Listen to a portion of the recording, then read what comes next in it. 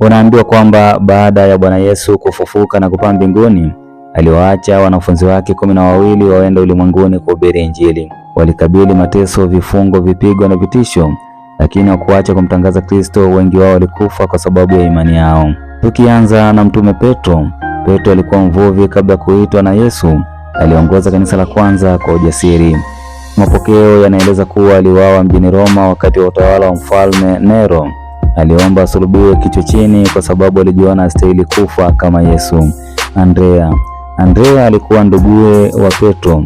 Inasemekana alihubiri hadi Ugiriki ambako alikamatwa na kusulubiwa kwenye msalaba wenye umbo la herufi X. Alidaiwa kuendelea kuhubiri akiwa msalabani hadi alipofariki. Yakobo mwana wa Zebedayo. Yakobo alikuwa kaka yake Yohana. Huyu ndiye mtume pekee ambaye Biblia inaeleza wazi jinsi alivyokufa katika kitabu cha Matendo ya Mitume 12 mstari wa 2. Mfalme Herode alimuua kwa upanga. Yohana ndiye mwanafunzi aliyependwa sana na Yesu. Aliteswa na kufungwa katika kisiwa cha Patimo ambako aliandika kitabu cha Ufunuo.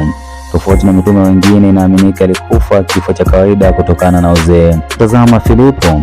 Unaambiwa kwamba Filipo alihubiri maeneo mengi ya Asia ndogo.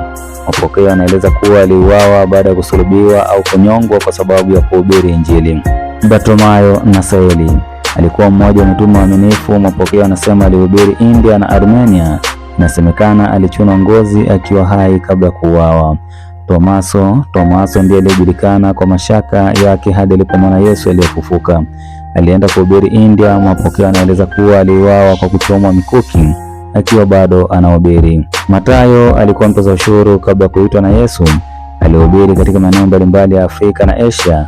Mapokeo yanatofautiana, lakini mengi yanaeleza kuwa aliuawa kwa upanga au mkuki. Yakobo mwana wa Alfeo. Biblia haitoi maelezo mengi kumhusu.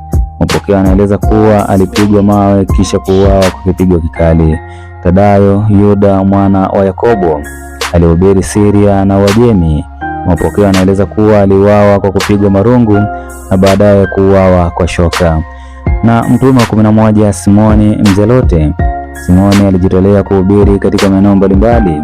Mapokeo mengi yanaeleza kuwa aliuawa kwa sababu ya imani yake, ingawa namna halisi ya kifo chake haijulikani kwa uhakika zaidi. Na tukimaliza na mtume wa 12, Yuda Iskarioti. Yuda ndiye aliyemsaliti Yesu kwa vipande 30 vya fedha.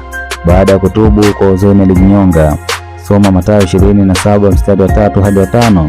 Nafasi yake baadaye ilichukuliwa na Matia alichaguliwa kuchukua nafasi ya Yuda Iskarioti. Mapokeo yanaeleza kuwa alihubiri kwa uaminifu na baadaye aliuawa kwa kupigwa mawe na kukatwa kichwa.